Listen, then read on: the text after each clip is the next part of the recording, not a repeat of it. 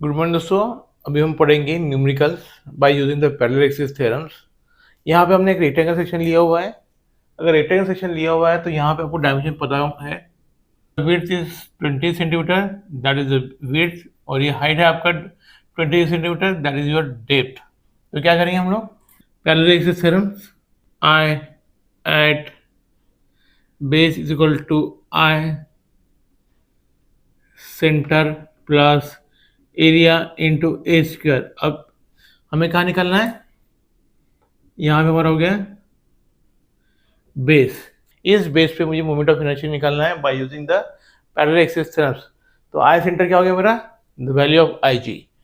तो मेरे पास आई सेंटर का फॉर्मूला ऑलरेडी पता है, तो निकालेंगे हम लोग। I centre is equal to b d cube divide by the 12। और इस कंडीशन में दोनों भी वैल्यूज क्या सिमेट्रिकल है, तो यहाँ पे बेस निकालो या फिर यहाँ बेस निकालो, मेरा आंसर क्या आएगा, सेम ही आएगा। Therefore the B is the 20 into D is the 20 cube divide by the 12। Therefore the I centre is equal to, तो अभी हम लोग कैलकुलेट कर लेंगे। The upper value is the 20 into 20 का cube divide by 12। The answer is 1333.33। Unit क्या है, centimetre है, तो unit is the centimetre to power 4। That is the value of I centre. अब बचा मेरा क्या है, area. Area is equal to B into D. Therefore the B is the 20 and D is the 20। Therefore the area is the 400 centimetre square. ठीक है हमारा अभी the value of H is equal to कितना है, ना ये चीज़ अभी निकालना है।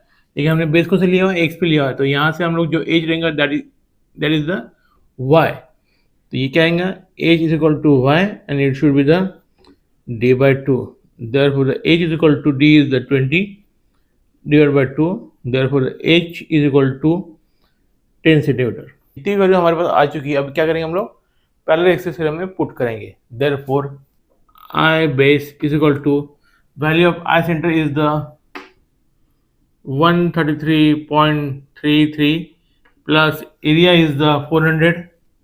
ये हम लोग ब्रैकेट में लेंगे 400 इंटू एच इज द 10 का स्क्वायर। अब हमने पुट कर दिया है। देयरफॉर कैलकुलेट करने के बाद आई बेस पे जो आंसर आएगा that answer is the 5333.33 centimetre to power 4। That is answer for base. लेकिन अगर आपको किसी ने पूछा है कि what is the value of moment of inertia at centre, तो क्या लिखेंगे हम लोग, दैट इज द 133.33 सेंटीमीटर 4। तो यहाँ से किसका, सेंटर का है, और ये आंसर कहाँ का है, बेस का है।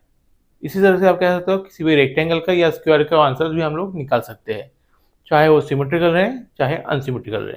Thank you.